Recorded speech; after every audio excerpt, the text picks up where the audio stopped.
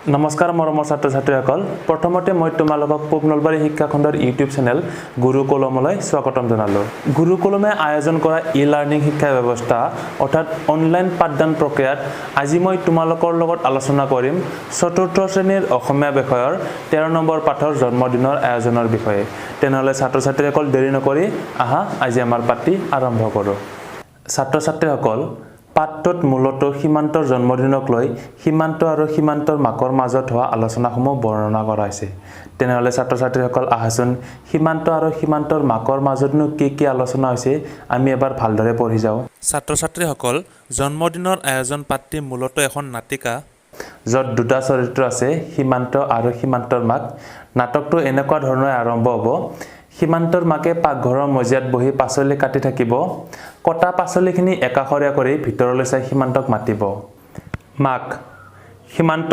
তোমাৰ টেবুলখন পৰিপাটি কৰা হলনে আহাচোন মোক অলপ পাকঘৰত সহায় কৰি দিয়াহি ভণ্টিয়েনো কিয় ইমান দেৰি কৰিছে সীমান্ত সময় আহিব মোৰ কাম হল মা ভণ্টি দেউতাৰ লগত বাৰীত আছে কোৱাচোন তোমাক কি সহায় কৰিব লাগে মাক হাত ধুই খৌ ডলাখনত থকা চাউলখিনি টিনটোত ভৰাই থোৱাচোন সীমান্ত টিন এটা ডলাখন ওচৰলৈ আনি চাউল ভৰাই ক'ব অ মা অহা সোমবাৰে যে মোৰ জন্মদিন তোমাৰ মনত আছেনে মাকে হাত দুখন মচি সীমান্তৰ ওচৰলৈ গৈ মূৰত হাত ফুৰাই ক'ব আছেখন তোমাৰ জন্মদিনটো মোৰ মনত নাথাকিবনে তোমাৰ হৈ নামঘৰত শৰাই এখন আগবঢ়াম বুলি ভাবিয়েই থৈছোঁ সীমান্ত আবদাৰৰ সুৰত অকল শৰাই দিলে নহব কিন্তু এবাৰ মই মোৰ বন্ধু বান্ধৱীসকলকো মাতিম বুলি ভাবিছোঁ তুমি ঘৰতো জলপানৰ যোগাৰ কৰিবা মাকে মিচিকিয়াই হাঁহি বাচন বৰ্তন সামৰি খুতৰি থাকি ক'ব তাৰ মানে এইবাৰ তুমি সবাদভাৱে জন্মদিন পালন কৰিবা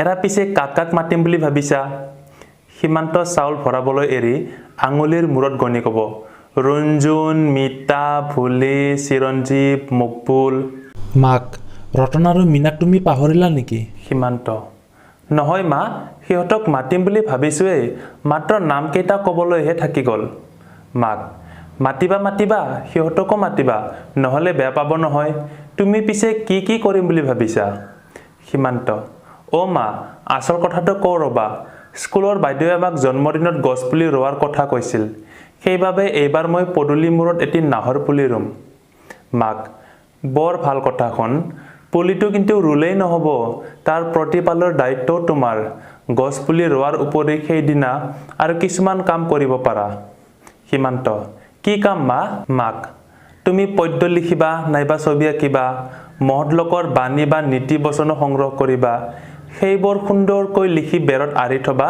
কিমান যে ভাল লাগিব ছাত্ৰ ছাত্ৰীসকল এইখিনি আছিল জন্মদিনৰ আয়োজন নামৰ নাটক পাঠটি ছাত্ৰ ছাত্ৰীসকল এইবাৰ আমি আগবাঢ়ো পাঠটিৰ ক্ৰিয়াকলাপৰ দিশলৈ ক্ৰিয়াকলাপৰ আৰম্ভণিতে আছে নাটিকাখন ভালদৰে পঢ়া আমি ইতিমধ্যে নাটিকাখন পঢ়িলোঁ আৰু তোমালোকেও ঘৰত ভালদৰে পঢ়িবলৈ যত্ন কৰিবা এইবাৰ আছে তলৰ প্ৰশ্নবোৰৰ উত্তৰ কোৱা আৰু লিখা ইয়াত মুঠ 5টা প্ৰশ্ন দিয়া আছে ক খ গ ঘ ঙ মই তোমালোকক ক খ আৰু গৰ প্ৰশ্নৰ উত্তৰখিনি দিম তোমালোকে ঘ আৰু ঙৰ প্ৰশ্ন ঘৰত গৃহকাৰ্য হিচাপে কৰি আনিবা ক নম্বৰটো হৈছে সীমান্তৰ মাকে পাকঘৰৰ মজিয়াত বহি কি কৰি আছিল ইয়াৰ উত্তৰ হৈছে সীমান্তৰ মাকে পাকঘৰৰ মজিয়াত বহি পাচলি কাটি আছিল খ নম্বৰ প্ৰশ্নটো হৈছে সীমান্তৰ জন্মদিনটো কি বাৰত হ'ব ইয়াৰ উত্তৰ হৈছে সীমান্তৰ জন্মদিনটো সোমবাৰত হ'ব গ নম্বৰ প্ৰশ্নটো হৈছে মাকে সীমান্তৰ জন্মদিনত কি কৰিম বুলি ভাবিছে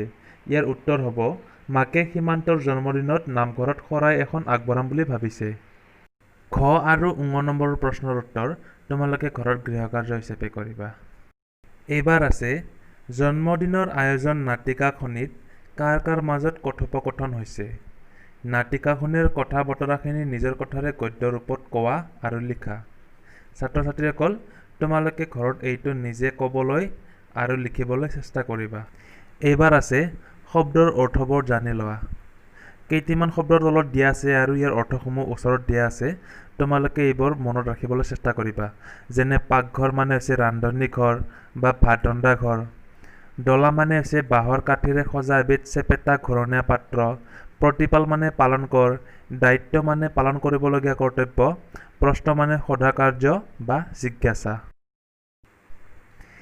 এইবাৰ ব্যৱহাৰিক ব্যাকৰণত আছে যুক্তাক্ষৰ ভাঙি পঢ়ো আৰু লিখো আহা। কেইটামান যুক্তাক্ষৰ দিয়া আছে যিটো তোমালোকে পঢ়ি আৰু লিখি ঘৰত সেইবোৰ ভাঙিবলৈ আৰু গঠন কৰিবলৈ অনুশীলন কৰিবা। এইবাৰ আছে পঢ়ো আহা। তলত কেইটামান যুক্তাক্ষৰযুক্ত শব্দ আৰু বাক্য কেইটামান দিয়া আছে। মই সেইবোৰ পঢ়ি দিছোঁ আৰু তোমালোকে সেইবোৰ ঘৰত শুদ্ধ উচ্চাৰণেৰে পঢ়িবলৈ চেষ্টা কৰিবা। যেনে প্ৰশ্ন, প্ৰশ্নোত্তৰ, প্ৰশ্নকাকত, উচ্ছেদ, বিচ্ছেদ, শিৰচ্ছেদ, বন্ধু, বান্ধৱী, বসুন্ধৰা, শান্ত, সীমান্ত, অন্তৰিক্ষ। বাক্যসমূহ হৈছে শিক্ষকে ছাত্ৰ-ছাত্ৰীক প্ৰশ্ন সোধে। ছাত্ৰ-ছাত্ৰীয়ে সেই প্ৰশ্নৰ উত্তৰ দিয়ে। প্ৰশ্নোত্তৰ শুদ্ধ হ'লে প্ৰশ্নকৰ্তাই সন্তোষ পায়।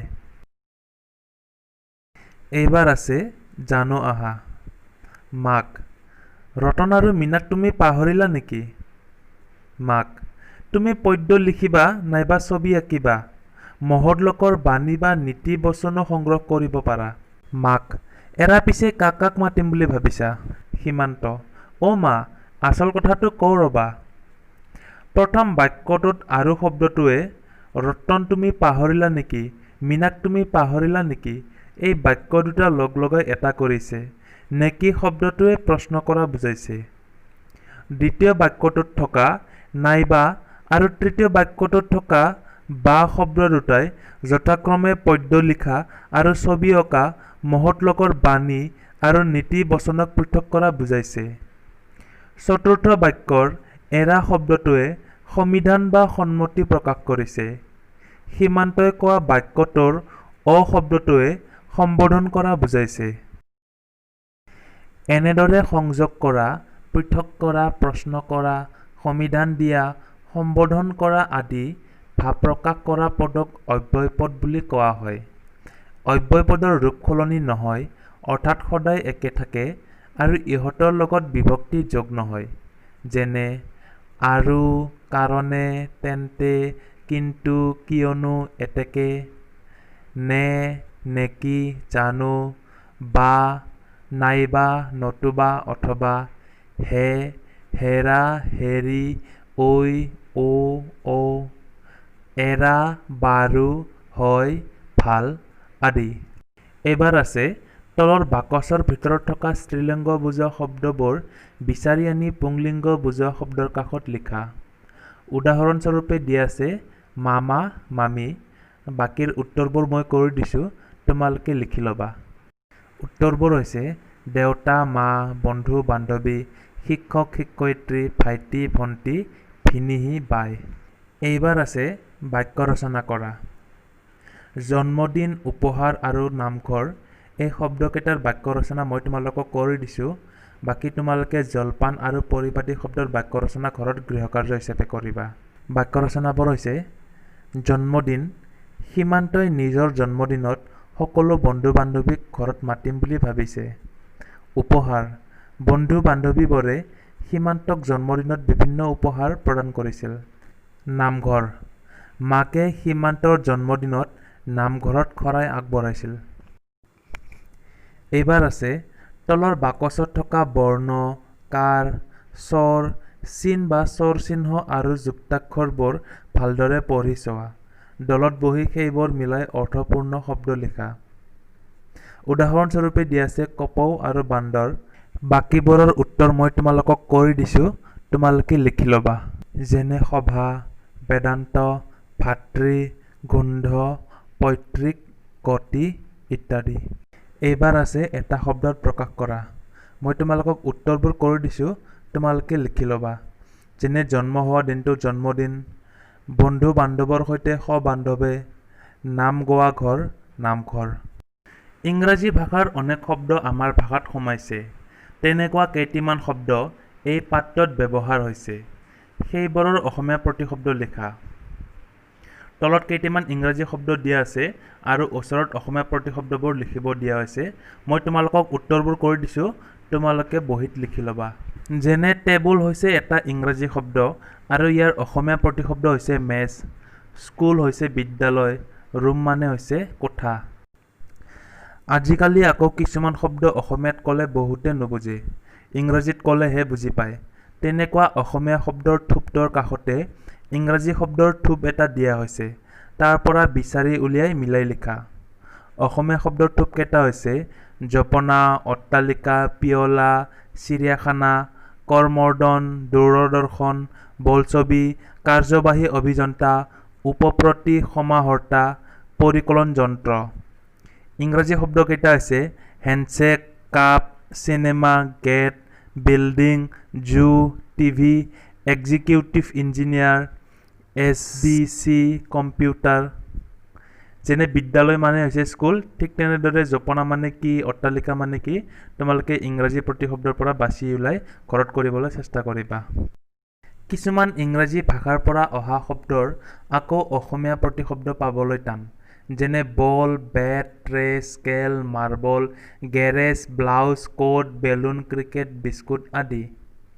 জানো আহা। টিভি মানে টেলিভিছন, টেলি মানে দূৰ, ভিছন মানে দৰ্শন। অসমীয়া দূৰদৰ্শন শব্দটো টেলিভিছনৰ আক্ষৰিক অনুবাদ। এনে প্ৰক্ৰিয়াক অনুবাদ ধাৰ বোলে। বাতৰি কাকত, ৰূপালী জয়ন্তী, শক্তিশালী পদক্ষেপ, দূৰভাষ, ভ্ৰাম্যভাষ, ভ্ৰাম্যমান আদি আমাৰ ভাষাৰ এনে শব্দ। এইবাৰ আছে জ্ঞান সম্প্ৰসাৰণ। তোমালোকে এইবোৰ ঘৰত গৃহকাৰ্য হিচাপে কৰিবলৈ চেষ্টা কৰিবা। পৰিপাটিকৈ থোৱাটো এটা ভাল গুণ। সীমান্তই নিজৰ বস্তুবোৰ পৰিপাটিকৈ থয়। তুমি তোমাৰ বস্তুবোৰ পৰিপাটিকৈ থোৱানে? বস্তু পৰিপাটিকৈ থ'লে আমাৰ কি কি সুবিধা হয়? নিজৰ জন্মদিনৰ লগতে শ্ৰেণীৰ সকলোৰে জন্মদিনৰ তাৰিখবোৰৰ তালিকা কৰা।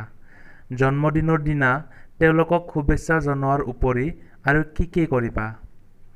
এটা গছপুলি ৰুই কেনেকৈ যত্ন ল'বা দলত আলোচনা কৰা আৰু গছপুলিটোৰ শ্ৰীবৃদ্ধি পৰ্যবেক্ষণ কৰি টকা বহীত লিখি থবা। এইবাৰ আছে ক অংশৰ সামগ্ৰীসমূহ খ অংশৰ কি কামত ব্যৱহাৰ হয় মিলাই লিখা। মই তোমালোকক উত্তৰবোৰ কৰি দিছোঁ, তোমালোকে বহীত লিখি ল'বা। যেনে মূৰা বহাৰ বাবে, চালনী চালিবৰ বাবে, খালৈ মাছ ভৰাবলৈ, ডুলিত ধান মাহ আদি থোৱাৰ বাবে, চেপা মাছ ধৰিবলৈ, খৰাহী পাচলি আদি থোৱাৰ বাবে। এইবোৰ তোমালোকে ঘৰত গৃহকাৰ্য অথবা প্ৰকল্প হিচাপে কৰিবলৈ চেষ্টা কৰিবা। পণ্ডিত জৱাহৰলাল নেহৰুৰ জন্মদিনটো বিদ্যালয়ত কেনেকৈ পালন কৰা হয় লিখা। এইবাৰ প্ৰকল্পত আছে বন্ধু বান্ধৱীক জন্মদিনৰ শুভেচ্ছা জনাবলৈ এখন শুভেচ্ছা পত্ৰ প্ৰস্তুত কৰা। 10 গৰাকী মহান ব্যক্তিৰ জন্ম তাৰিখৰ তালিকা প্ৰস্তুত কৰা।